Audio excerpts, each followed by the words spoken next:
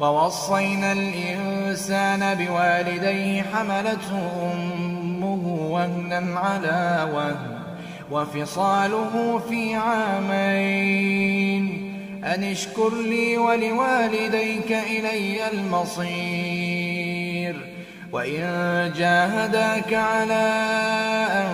تشرك بي ما ليس لك به علم فلا تطعهما وصاحبهما